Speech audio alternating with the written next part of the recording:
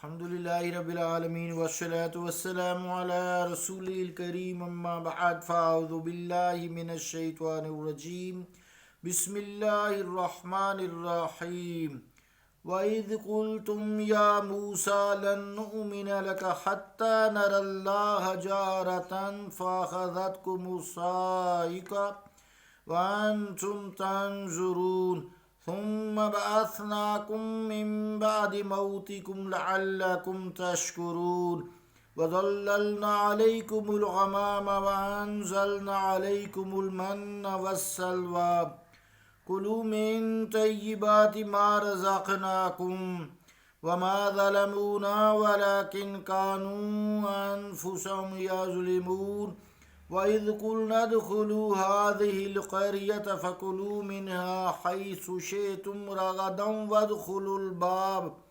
وَادْخُلُوا الْبَابَ سُجَّدًا وَقُولُوا حِطَّةٌ نَغْفِرْ لَكُمْ خَطَايَاكُمْ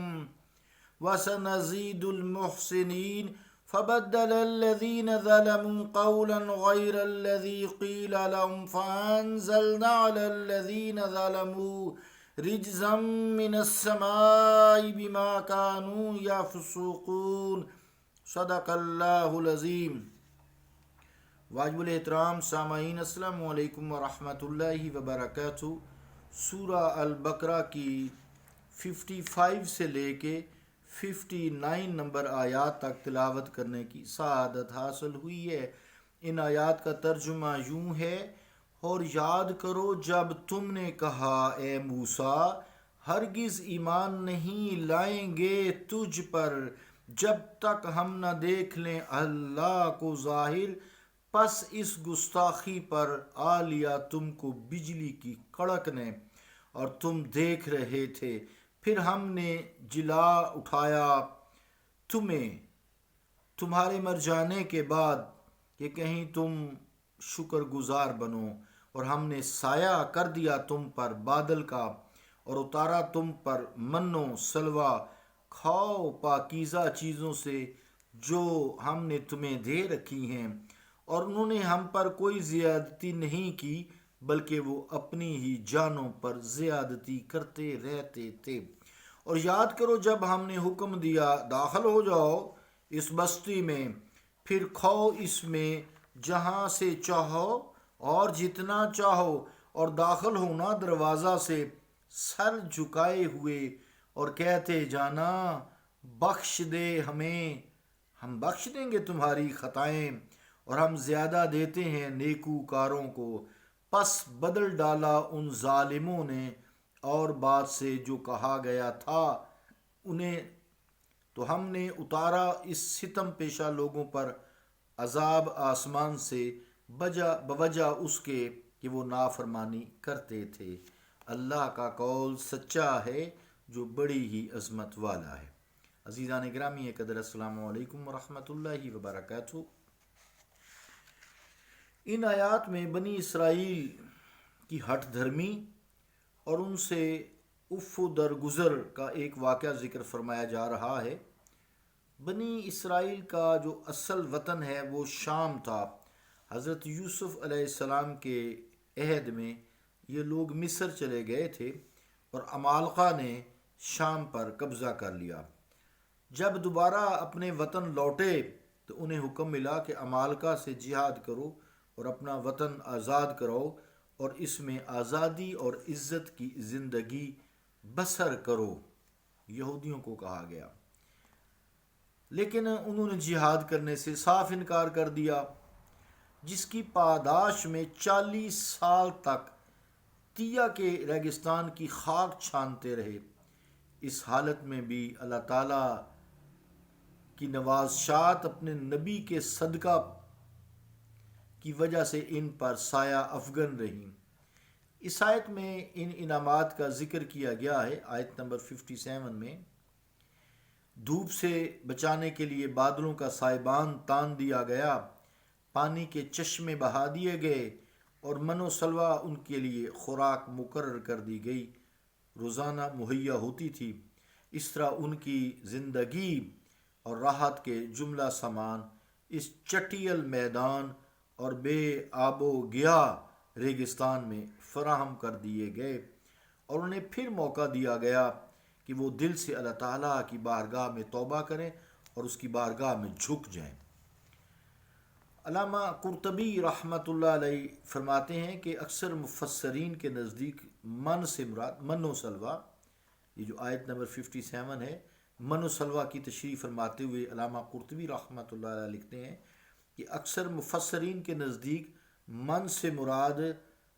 ترنج بین ہے، اور ترنج بین ایک قسم کی قدرتی شکر ہوتی ہے جو ایک جڑی بوٹی جس کا نام اونٹ کٹارے ہے یا اس قسم کی دوسری بوٹیوں کے کانٹوں پر شبنم کی طرح گر کر جم جاتی ہے۔ اور سلوہ جو ہے یہ تو ہو گیا من، اور سلوہ جو ہے یہ بٹیر کو کہتے ہیں، سلوہ جو ہے بٹیر کو کہتے ہیں۔ تفسیر قرطبی جو وادی سینا کا خاص پرندہ ہے، کیونکہ یہ رزق لذیذ ان کو محنت اور مشقت کے بغیر اللہ تعالیٰ کی بارگاہ سے عطا ہوتا تھا، اس لیے اسے من و سلمان من یعنی من کو ہوتا ہے احسان، اس سے تعبیر فرمایا گیا ہے۔ اور بٹیر کے شکار میں ان کے مغموم اور افسردہ دلوں کی شگفتگی اور تازگی کا سامان بھی تھا، اس لیے اسے سلوہ کے نام سے موسوم کیا گیا ہے۔ تفسیر قرطبی۔ عزیزان گرامی قدر، آیت نمبر جو 57 کا آخری حصہ ہے کہ ایک اہم حقیقت کا اس میں بیان ہے، یعنی احکام الہی کی نافرمانی کرنے والے اللہ تعالیٰ کا کچھ نہیں بگاڑ سکتے، وَلَٰكِنْ كَانُوا أَنفُسَهُمْ يَظْلِمُونَ، وہ اپنی جانوں پر، اپنی نفس پر ظلم کرتے ہیں، اپنی ہی دنیا اور آخرت برباد کرتے ہیں۔ آیت نمبر جو 58 ہے وَإِذْ قُلْنَا ادْخُلُوا هَٰذِهِ الْقَرْيَةَ، تو یہ قریہ، اس میں اختلاف ہے بستی کہ یہ کون سی بستی تھی اور کس زمانے میں بنی اسرائیل نے اسے فتح کیا، اس میں اختلافات ہے علماء خیر کا۔ لیکن ایک چیز ذہن نشین رکھیے کہ ایک چیز جب آپ مطالعہ کرتے ہیں قرآن مجید کا، تو مطالعہ کرتے وقت ایک خاص طور سے جو چیز ہے وہ پیش نظر رکھنی چاہیے، وہ یہ کہ قرآن کریم جن واقعات کا ذکر کرتا ہے، تذکرہ کرتا ہے، اس سے مقصود صرف عبرت ہوا کرتی ہے، نصیحت ہوا کرتی ہے، اس سے اس واقعہ کی کوئی تاریخی حیثیت کا بیان مطلوب نہیں ہوتا، کیا ہوا، یہ ہوا، وہ ہوا، جیسے ہم لوگ کہانیاں سناتے ہیں، سنتے ہیں۔ اس لیے قرآن مجید ان واقعات کے صرف ان پہلوؤں کا ذکر کرتا ہے جن میں درس عبرت ہو، نصیحت ہو۔ عموماً غیر ضروری تفصیلات کو قرآن مجید نظر انداز کر دیتا ہے۔ پھر وہ لوگ جو قرآن حکیم کے اس خاصیت، اس صفت کو ملحوظ خاطر نہیں رکھتے، وہ قرآنی واقعات، قصوں میں کھو جاتے ہیں، اور جب وہ تاریخی کتب کی طرح ان تفصیلات کا تسلسل اور زمان و مکان کا تعین نہیں کر پاتے، تو ان کے دلوں میں شیطان جو ہے طرح طرح کے شکوک و شبہات ڈالتا ہے اور وہ وسوسات اور شک میں مبتلا ہو جاتے ہیں۔ آگے جو آیت نمبر 58 ہے، اس میں بتایا گیا ہے، انہیں ہدایت فرمائی جا رہی ہے کہ جب تم فاتحانہ طور پر شہر میں داخل ہونے لگو تو دوسرے فاتحین کی طرح سرکش اور مغرور ہو کر داخل نہ ہونا، بلکہ دل میں عجز و تواضع اور زبان پر حتاتن یعنی طلب مغفرت کی تمہاری زبانوں پر دعائیں ہوں۔ اور یہاں جو سجدن ہے، تو یہاں سجدہ سے مراد اس کا لغوی معنی ہے تزلزل اور انکسار، عاجزی، انکسار، تزلزل یعنی پیشانی کو زمین پر اللہ تعالیٰ کے لیے سجدہ ہے وہ رکھ دینا۔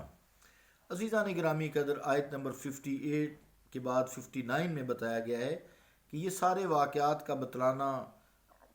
امت کو اس لیے ہے، اور اس کا مقصد یہ ہے کہ اللہ تعالیٰ کا عذاب جو ہے کسی قوم پر بلا وجہ نہیں آیا کرتا، بلکہ اس کی اپنی ہی بدعمالیوں کا نتیجہ ہوا کرتا ہے۔ اللہ تعالیٰ مخلوق پر ظلم نہیں کرتا، بلکہ مخلوق سے جو ہے وہ 70 ماؤں سے زیادہ محبت کرتا ہے۔ اس نے مخلوق پیدا کی ہے، ظلم کے لیے پیدا نہیں کی کہ اس پہ ظلم کیا جائے، بلکہ اللہ تعالیٰ اس کی بہتری، فلاح و بہبود چاہتا ہے۔ اللہ رب العالمین ہمیں دین کو سمجھنے اور اس پر عمل کرنے کی توفیق عطا فرمائے۔ صلی اللہ تعالی علی رسول خیر خلقہ محمد وعلی آلہ وصحابہ اجمعین برحمتک یا ارحم الراحمین۔